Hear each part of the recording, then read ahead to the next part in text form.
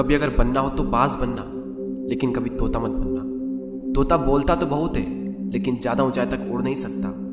बाज बोलता बहुत कम है, लेकिन सबसे ऊंचाई पर उड़ता है, और बाकी पंछियों का राजा होता है एक बाज। आज मैं आपको 5 ऐसे पॉइंट्स बताऊंगा जो कि हर इंसान को बाज से सीखना चाहिए, और लाइफ की बहुत बड़ी लर्निंग है इन 5 पॉइंट्स में। पहला लेसन, ईगल फ्लाई अलोन। बाज अकेले उड़ता है और बाकी पंछियों के मुकाबले सबसे ऊंचाई पर उड़ता है। बाज अकेले उड़ेगा, लेकिन कभी भी चिड़िया और छोटे पंछियों के साथ नहीं उड़ेगा। बाज हमेशा या तो बाज के साथ उड़ता है या फिर अकेला उड़ता है। और इस समय यह सीख मिलती है कि छोटी सोच वाले लोगों से हमेशा दूर रहें और अकेले रहो, क्योंकि यही वो समय है जब खुद को जानने का असली मौका मिलता है।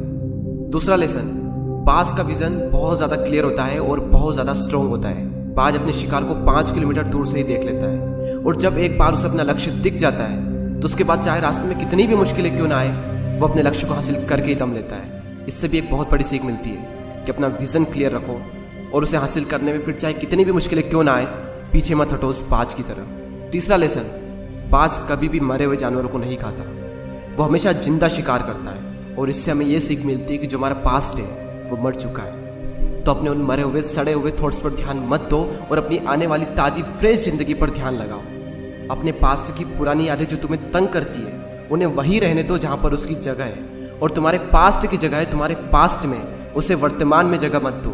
क्योंकि एक बार अगर तुम्हारा पास्ट तुम्हारे प्रेजेंट में आ गया, तो तुम्हारा पास्ट तुम्हें कभी प्रेजेंट में नहीं रहने देगा। पास्ट में तुम्हारे साथ कितना भी बुरा क्यों ना हुआ हो, वो सब यादें, वो सब थॉट्स मर चुके हैं, और उस बाज की तरह बनो जो कभी भी मरी हुई चीज़ों को नहीं खाता। चौथा लेसन, जब आंधी तूफान आते हैं तो बाज बहुत ज़्यादा एक्साइटेड हो जाता है।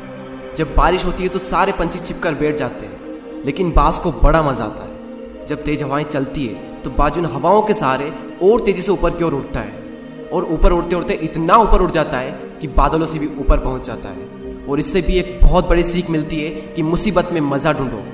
और नेपोलियन हिल ने एक बार कहा था कि हर बड़ी चुनौती अपने साथ में एक बहुत बड़ा अवसर लेकर आती है। तो उस बाज की तरह तुम भी अपने अवसर को पहचानो, और जिस दिन तुमने अवसरों को पहचान लिया तो सारी मुश्किलें तुम्हारे नीचे होगी और तुम उन मुश्किलों के ऊपर होगे। फिफ्थ लेसन, बाज अपने घोंसलों में से सॉफ्ट घास को हमेशा निकाल देता है, ताकि बाज का जो बच्चा होता है वो उसमें कंफर्टेबल ना हो सके।